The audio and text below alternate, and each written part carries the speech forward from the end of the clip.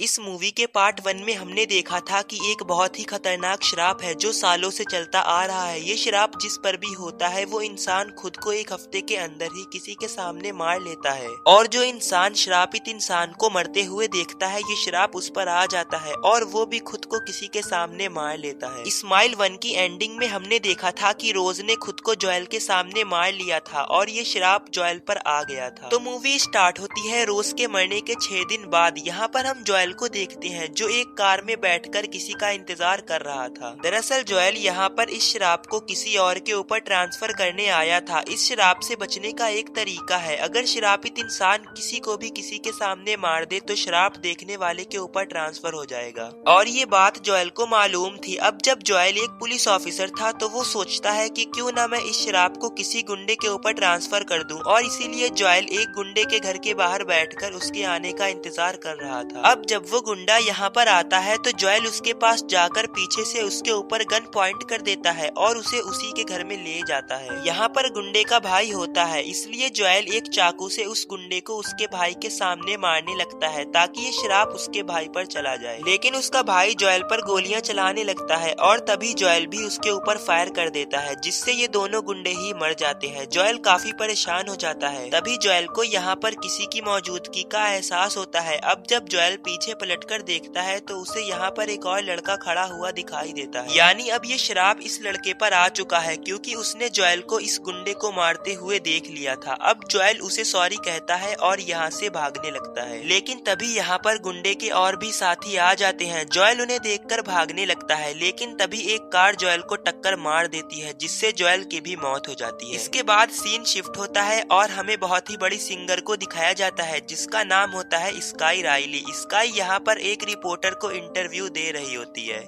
वो बताती है कि मेरे बॉयफ्रेंड के मर जाने के बाद मैं काफी अपसेट हो गई थी और ड्रग्स भी लेने लगी थी, और इसलिए मैं पिछले कुछ महीनों से गायब थी, लेकिन अब मैं ये सब छोड़कर फिर से कम बैक करूंगी। इंटरव्यू पूरा हो जाने के बाद स्काई यहाँ से जाने लगती है। बाहर उसके फैन उसका इंतजार कर रहे थे, वो उन्हें ऑटोग्राफ भी अगले सीन में स्काई एक गाने की शूटिंग कर रही होती है, पर तभी अचानक से उसकी कमर में दर्द होने लगता है और यहाँ पर हम देखते हैं कि स्काई की बैक में एक काफी बड़ा चोट का निशान है। दरअसल स्काई के बॉयफ्रेंड की मौत एक कार एक्सीडेंट में हुई थी और उस टाइम स्काई भी कार में मौजूद थी, लेकिन वो बच गई थी और ये निशान स्काई को उसी एक्सीडेंट के दौरान मिला और इसीलिए उसे दर्द होता था। स्काई दर्द से बचने के लिए एक ड्रग लेती थी। अब जब उसके दर्द हो रहा था तो वो वॉशरूम में जाकर दर्द से बचने के लिए वही दर्द वाला ड्रग लेने लगी, पर तभी उसकी मॉम गेट पर नॉक करती है और हड़बड़ी में स्काई सारे टैबलेट वेशिंग में गिरा देती है। इसके बाद स्काई अपने घर जाने लगती है, लेकिन अभी भी स्काई को पेन हो रहा था, इसलिए स्काई जिससे ड्रग लेती थी उसे मैसेज करती है ड्रग खरीदने के लिए, तो वो स्काई को उसके घर में आने के लिए कहता है। अब जब स्काई उसके घर जाती है तो हम देखते हैं कि वो ड्रग डीलर और कोई नहीं बल्कि वही लड़का है जिसके ऊपर श्राप है। इस लड़के का नाम होता है लुइस, और उस दिन लुइस उस गुंडे के घर पर ड्रग्स बेचने ही गया था। स्काई के आते ही लुइस उसकी गर्दन पर तलवार रख देता है और स्काई से कहता है कि तुम यहाँ पर क्यों आई हो, तो स्काई कहती है कि तुमने ही तो मैसेज किया था। तो लुइस अपना फोन चेक करता है तो देखता है कि उसने सच में मैसेज किया था, लेकिन उसे खुद भी नहीं पता था कि उसने ये मैसेज कब किया। लुइस की हालत बहुत खराब थी, वो पागलों वाली हरकतें कर रहा था और साथ ही साथ ड्रग भी ले रहा था। लुइस की ये हालत उसी शराब की वजह से थी। स्काई को लगता है कि लुइस ये सब ड्रग की वजह से कर रहा है। इसके बाद स्काई लुइस से ड्रग मांगती है और लुइस ड्रग लेने के लिए रूम में चला जाता है। स्काई सोफे पर बैठकर न्यूज देखने लगती है। अब जब लुइस काफी देर हो जाने के बाद रूम से बाहर नहीं आता तो स्काई देखने के लिए जाती है, पर तभी लुइस चीखता हुआ रूम से बाहर निकलता है और उसे वो डीमन भी दिखाई देने लगता है। वो तड़पने लगता है और बेहोश जाता है। स्काई जब उसके पास जाती है तो वो उसे देखकर अचानक से एक डरावनी स्माइल करने लगता है। स्काई ये देखकर बहुत ज्यादा डर जाती है। इसके बाद लुइस एक लोहे की चीज से खुद को बड़ी ही बेरहमी से मार लेता है और स्काई ये देखती ही रह जाती है, यानी अब ये श्राप स्काई के ऊपर आ चुका है। और और इस हिसाब से अगले 7 दिन के अंदर ही स्काई भी मरने वाली है। स्काई बहुत डर जाती है और बिना किसी को फोन किए यहाँ से भाग जाती है। वो बेड पर लेटी होती है और तभी उसे लुइस दिखाई देता है और एक ही पल में वो गायब हो जाता है। अगले दिन स्काई फोटो शूट करने के लिए मेकअप करवा रही होती है। तभी उसकी मॉम उससे कहती है कि तुम अपनी बेस्ट फ्रेंड जेमा को यहाँ पर क्यों नहीं बुला लेती। तो स्काई कहती है कि मेरी उससे लड़ाई हो चुकी है। इसके बाद स्काई फोटो शूट करवाने लगती है। अब जब स्काई के ऊपर ये शराब था तो उसके साथ अजीब चीजें होना शुरू हो गई थी। स्काई मिरर के सामने खड़ी होती है, तभी उसे किसी का मैसेज आता है जिसमें लिखा था कि क्या तुम आखिरी रात लुइस के घर थी। तभी स्काई को यहाँ पर किसी की मौजूदगी का एहसास होता है। वो पीछे पलटकर देखती है तो यहाँ पर कोई भी नहीं होता, लेकिन जब वो दोबारा से मिरर की तरफ देखती है तो उसे अपने पीछे लुइस खड़ा दिखाई देता है। ये देखकर स्काई बहुत ज्यादा डर जाती है। तभी लुइस जबरदस्ती उसे स्माइल कराने लगता है। ये देखकर स्काई चीखने लगती है। ये चीख सुनकर उसकी मॉम और कुछ लोग यहाँ पर आ जाते हैं और उससे चीखने की वजह पूछते हैं। तो स्काई कहती है कि मुझे यहाँ पर एक मकड़ी दिखी। अगले दिन स्काई अपने फैंस के साथ मीटअप करती है और यहाँ पर बहुत सारे स्काई के फैन आते हैं। वो एक एक करके सबको ऑटोग्राफ देने लगती है और उनके साथ फोटो खिंचवाने लगती है। पर तभी एक अजीब सा आदमी आता है। वो अपनी एक टी शर्ट पर स्काई का ऑटोग्राफ लेता है और तभी वो स्काई से शादी की बात करने लगता है और उसके करीब आने लगता है। पर सिक्योरिटी गार्ड उसे पकड़कर ले जाते हैं। अब अगला नंबर था एक छोटी बच्ची का। वो बच्ची स्काई को देखकर स्माइल करने लगती है और आखिर तक स्माइल करती ही रहती है। ये सब देखकर स्काई बहुत परेशान हो जाती है। घर आकर स्काई अपनी फ्रेंड जेमा को फोन करती है और उससे यहाँ आने के लिए कहती है। तो जेमा कहती है कि मैं 45 मिनट में तुम्हारे घर आ जाऊंगी। इसके बाद स्काई एक जगह पर बैठकर पियानो बजाने लगती है। पर तभी उसे अपने घर में उसी आदमी की टी शर्ट दिखती है जो आदमी उसे मीटअप में मिला था। वो आगे जाती है तो उसे उस आदमी के सारे कपड़े पड़े दिखाई देते हैं और लास्ट में वो आदमी भी खड़ा दिखाई देता है जो पूरा का पूरा नंगा होता है।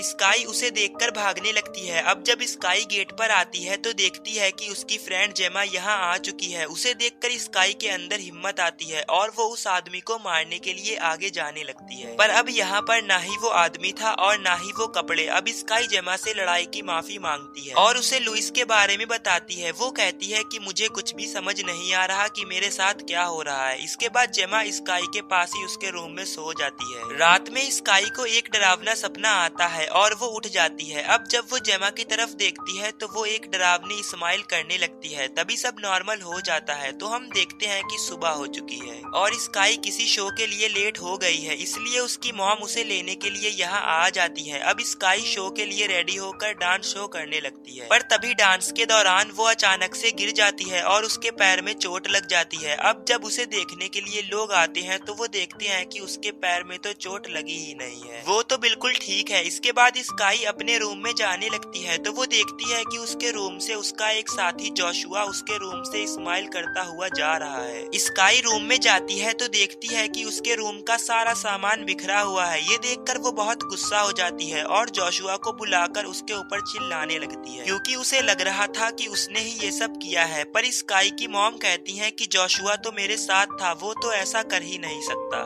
स्काई की मॉम उसकी ये हालत देखकर समझती है कि स्काई फिर से ड्रग लेने लगी है। रात हो जाती है तो स्काई एक टूर पर जाती है। यहाँ पर वो जेमा को मैसेज करने लगती है पर तभी फिर से उसे किसी का मैसेज आता है जिसमें लिखा था कि मुझे पता है कि उस दिन तुम लुइस के साथ थी। ये मैसेज देखकर स्काई बहुत परेशान हो जाती है और समझ जाती है कि उस रात के बारे में कोई और भी जानता है। इसके बाद स्काई स्टेज पर आकर स्पीच बोलने लगती है, लेकिन यहाँ पर स्काई उल्टी सीधी पागलों वाली बातें बोलने लगती है। उसकी ये बातें सुनकर लोग उसे अलग निगाहों से देखने लगते हैं। तभी उसे लोगों के बीच में अपना बॉयफ्रेंड पॉल दिखाई देता है जो 1 साल पहले एक्सीडेंट में मर चुका था। पॉल को देखकर स्काई बहुत ज्यादा डर जाती है। पॉल एक स्माइल करते हुए उसके करीब आने लगता है। तभी स्काई के पास एक लड़की आती है, लेकिन स्काई को उस लड़की की शक्ल में पॉल दिखाई देता है, इसलिए वो उसे स्टेज से नीचे फेंक देती है। इसके बाद स्काई अपने घर आ जाती है तो फिर से उसे उसी नंबर से मैसेज आता है जिसमें लिखा था कि तुम खतरे में हो और मैं तुम्हारी मदद कर सकता हूँ, क्योंकि जो कुछ भी तुम्हारे साथ हो रहा है वो सब सच है। वो आदमी स्काई को लुइस की वीडियो भी भेजता है जिसमें लुइस भी यही सब देख रहा था। तभी स्काई को फिर से अपने पास लुइस दिखाई देता है। वो बहुत डर जाती है। अब जब स्काई के पास कोई दूसरा रास्ता नहीं था तो वो उस आदमी के बताए गए एड्रेस पर आ जाती है। यहाँ पर उसे वो आदमी मिलता है जो उसे मैसेज कर रहा था। इस आदमी का नाम होता है मॉरिस। मॉरिस स्काई से कहता है कि जो कुछ भी तुम्हारे साथ हो रहा है वो बिल्कुल सच है,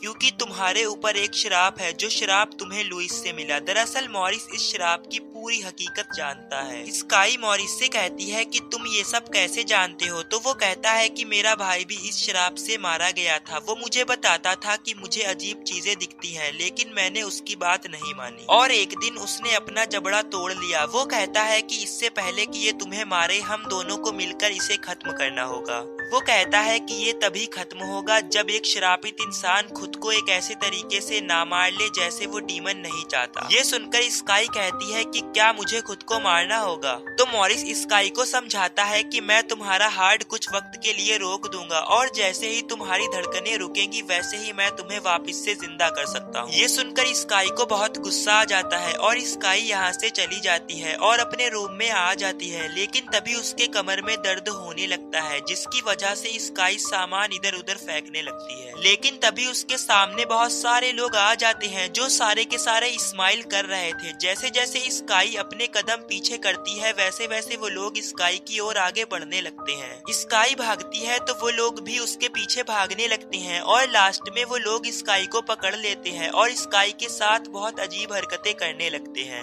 वो लोग उसके बाल नोचने लगते हैं और अपना हाथ उसके मुंह में डाल देते हैं और यहीं पर ये सीन कट हो जाता है। इसके बाद जब स्काई को होश आता है तो वो खुद को हॉस्पिटल में देखती है और उसके सामने उसकी मॉम बैठी हुई थी। वो स्काई को बताती है कि तुम हमें अपने रूम में बेहोश मिली। इसके बाद स्काई की मॉम कहती है कि आज तुम आराम करो क्योंकि कल तुम्हें एक शो भी तो करना है, लेकिन स्काई कल का शो करने से साफ मना कर देती है। तभी स्काई की मॉम एक क्रीपी स्माइल करने लगती है और एक कांच के टुकड़े से खुद को बहुत ही बेरहमी से मार लेती है। ये देखकर स्काई यहाँ से भागने लगती है और जब वो डोर के पास जाती है तो देखती है कि वो कांच का टुकड़ा उसके हाथ में ही है, यानी स्काई ने ही अपनी मॉम को मारा है और डीमन ने ऐसा दिखाया कि उसकी मॉम ने खुद को मारा। स्काई जब रूम से बाहर आती है तो लोग उसे देख लेते हैं, लेकिन स्काई एक सिक्योरिटी गार्ड की गन लेकर हॉस्पिटल से बाहर आ जाती है तो उसे यहाँ पर जेमा मिलती है। स्काई जेमा के साथ कार में बैठकर मॉरिस के पास जाने लगती है, पर तभी स्काई के फोन पर जेमा की कॉल आती है। फोन रिसीव करने के बाद स्काई को पता चलता है कि उस दिन का मैसेज जेमा ने आज देखा है और जेमा कभी स्काई के घर आई ही नहीं थी, यानी स्काई के साथ कार में जेमा नहीं बल्कि वो डीमन बैठा है। तभी वो डीमन स्माइल करने लगता है। ये देखकर स्काई आंखें बंद कर लेती है और आंखें खोलने पर देखती है कि कार स्काई ही ड्राइव कर रही है। इसके बाद स्काई मॉरिस के पास आ जाती है क्योंकि उसके पास यही एक रास्ता था। मॉरिस स्काई को एक रूम में ले आता है और पूरे एक्सपेरिमेंट की जानकारी देता है।